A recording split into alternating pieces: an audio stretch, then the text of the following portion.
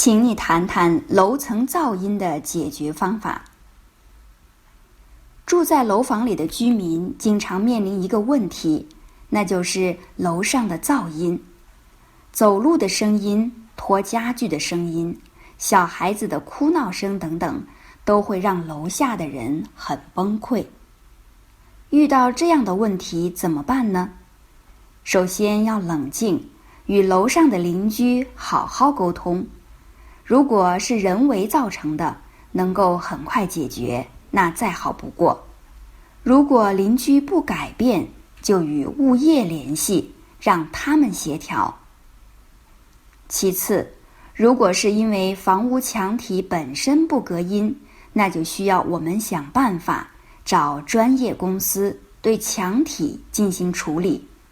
总之，找到问题所在，才能好好解决。